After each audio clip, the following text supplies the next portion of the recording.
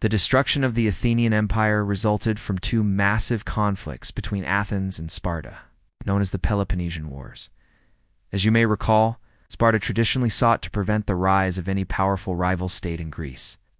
The rapid growth of Athenian influence alarmed them, and this tension helped trigger the outbreak of war.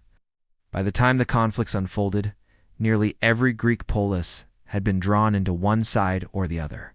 For Athens, the war went poorly. Its democratic assembly made decisions collectively, which worked well in ordinary times, but proved disastrous in a prolonged crisis. It became nearly impossible to maintain consistent military policy when every citizen had to be consulted. Pericles, who might have guided Athens more effectively, died in 429 BCE, and subsequent leaders lacked his strategic vision. Sparta faced its own limitations. Athens controlled the sea, and without a navy, Sparta could not win. During the second phase of the war, it became clear that Sparta needed ships. So in 412 BCE, the Spartans struck a deal with the Persians. Persia would provide the money to build a fleet, and in return Sparta would acknowledge Persian control over the Ionian Greek cities. With this Persian-backed fleet, Sparta finally defeated Athens. The political decline of the Greek polis was far more gradual than the fall of the Athenian Empire. The Peloponnesian Wars left widespread disillusionment. Greeks had long believed that loyalty to one's polis was the highest civic virtue, but now they saw that such loyalty could produce catastrophic destruction.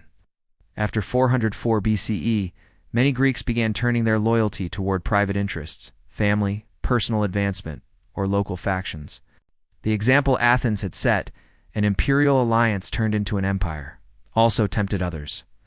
After the war, Sparta abandoned its traditional conservatism and forced other city-states into one-sided alliances. In the 370s BCE, Thebes attempted something similar.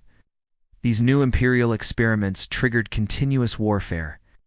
From 404 to 338 BCE, Greece was almost never at peace.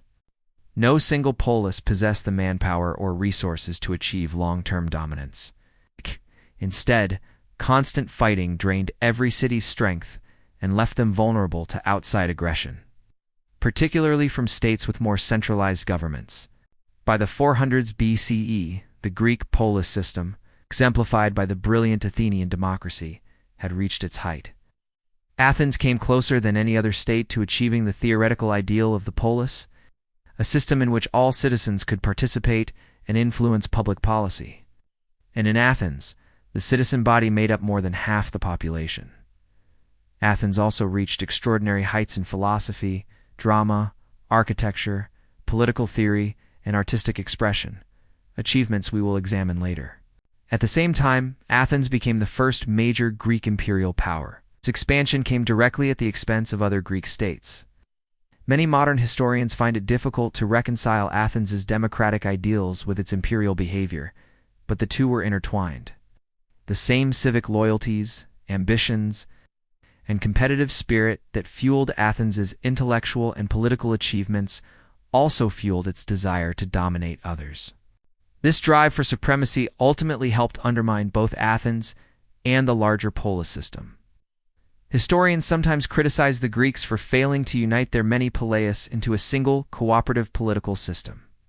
Why, they ask, could the Greeks not construct a Greece-wide state in which all citizens participated on equal terms? The answer lies in the nature of the polis itself. For a Greek, citizenship meant direct participation in government speaking in the assembly, voting on laws, serving in office, and taking part in local institutions.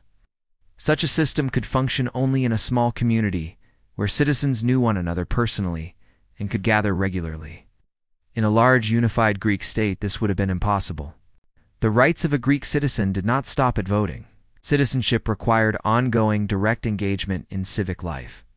For this reason, the number of citizens had to be limited, and the political unit had to remain small. Anything larger would have destroyed the very essence of the polis.